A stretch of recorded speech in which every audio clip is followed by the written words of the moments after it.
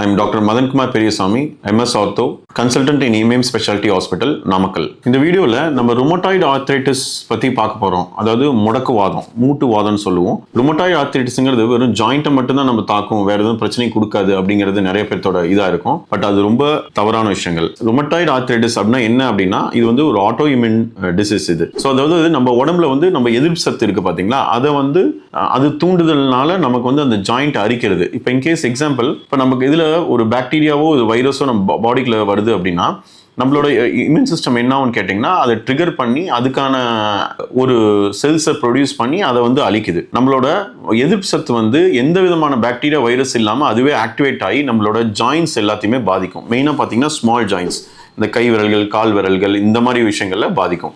இதோட சிம்டம் என்ன இருக்கும் அப்படின்னா, இது மெயினாக வந்து காலையில் எந்திரிச்சோடனே கை கால்லாம் மடக்கி நீட்ட ரொம்ப கஷ்டமா இருக்கும். நிறைய பேருக்கு பார்த்தீங்கன்னா அந்த சிக்கன் குனியா ஃபீவர் ஒரு டைம்ல வந்தது. அந்த டைம்ல பார்த்தீங்கன்னா சிமிலர் ப்ராப்ளம் இதே தான். அதுவும் ஒரு இம்யூன் சிஸ்டம் பிரச்சனை தான் அது. ஸோ இந்த மாதிரி கை கால் இதெல்லாம் வலி இருக்கும். ஃபர்ஸ்ட் எந்திரிச்சோன்னா ஒரு அரை மணி நேரத்துக்கு அவங்களால எந்த வேலையும் பண்ண முடியாது. ஸோ அவங்களுக்கு கையெல்லாம் நீட்டி மட கஷ்டமா இருக்கும். ஸோ இந்த மாதிரி பிரச்சனைகள் எல்லாமே இருக்கும். சில பேருக்கு பார்த்தீங்கன்னா லேட்டஸ்ட் ஸ்டேஜ் வரவங்க பார்த்தீங்கன்னா ஜாயிண்டே பார்த்தீங்கன்னா வளைஞ்சிருக்கும். ஸோ இது எப்படி எவலுவேட் பண்ணுவோம் அப்படின்னா, த்ரூ பிளட் டெஸ்ட். ஸோ அதுக்கான பிளட் டெஸ்ட் எல்லாமே எடுத்து அவங்களோட பேராமீட்டர்ஸ் வச்சு அவங்களோடது ரொம்ப சிவியர் ஃபார்மில் இருக்கா, மைல்டு, மாடரேட், சிவியரில் இருக்காங்கிறது நம்மளால அசஸ் பண்ணுவோம். அதுக்கு தகுந்த மாதிரி டேப்லெட்ஸ் எல்லாம் ஸ்டார்ட் பண்ண வேண்டியிருக்கும். இனிஷியல் சம் பேஷண்ட்ஸ் கூட ஸ்டீராய்ட்ஸ் கூட கொடுக்க வேண்டியிருக்கும். அதெல்லாம் கொடுத்து அதெல்லாம் கொஞ்சம் அந்த சிம்டம்ஸ் எல்லாம் சப்சைட் ஆனோடனே அவங்களுக்கு அந்த டேப்லெட்ஸ் எல்லாத்தையுமே என்ன பண்ணுவோம்னு பார்த்தீங்கன்னா குறைச்சிக்கிட்டே வந்து ஒரு ஸ்டேஜில் வந்து அவங்களுக்கு நிறுத்தாமல் அந்த வீக்லி ஒன்ஸ் டேப்லெட் சாப்பிட்ற மாதிரி, இந்த மாதிரி டேப்லெட் சாப்பிட்ற அளவுக்கு அவங்களால கொண்டு வர முடியும். இது ஏர்லி ஸ்டேஜில் கண்டுபிடிச்சா இது ட்ரீட் பண்ணுறதுங்கிறது ரொம்ப ஈஸியான விஷயம். ப்ளஸ் அது கரெக்டான ட்ரீட்மெண்ட், கரெக்டான பேஷண்ட் ஃபாலோ அப் இதில் வந்து ரொம்ப முக்கியமான விஷயம்.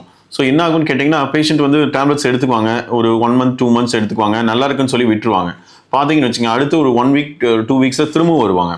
அந்த மாதிரி வரும்போது என்ன ட்ராபேக்காக இருக்குன்னா, திரும்ப அவங்கள நான் ஃபர்ஸ்ட்லேருந்து ட்ரீட் பண்ணி, ஸோ ருமட்டாய்டு ஆர்த்ரைட்டிஸ் இருக்கவங்க டெஃபினட்டாக அவங்க டாக்டர் எப்போ ஃபாலோ பண்ண சொல்கிறாங்களோ அப்போ வந்து நீங்கள் அது கரெக்டாக அந்த ஃபாலோ அப் பண்ணுங்கள். இது வெறும் ஸ்மால் ஜாயின்ஸ் மட்டும் தான் பாதிக்குமான்னு கேட்டால் இல்லை.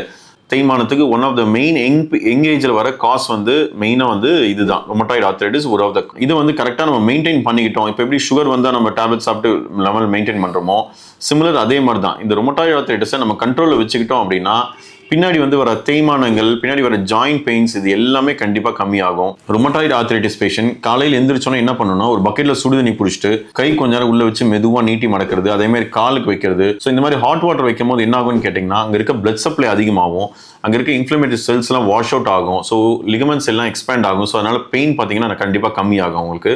கரெக்டான இந்த மெடிகேஷன்ஸ் இதெல்லாம் யூஸ் பண்ணுங்கள். ப்ராப்பர் ஃபுட்டு, மெயினாக வந்து கால்சியம் ரிச் ஃபுட்ஸ் எல்லாமே நீங்கள் கரெக்டாக எடுத்தீங்கன்னா பின்னாடி வரக்கூடிய ஜாயிண்ட் ப்ராப்ளம்ஸ்ல நம்மளை கண்டிப்பாக தற்காத்துக்க முடியும்.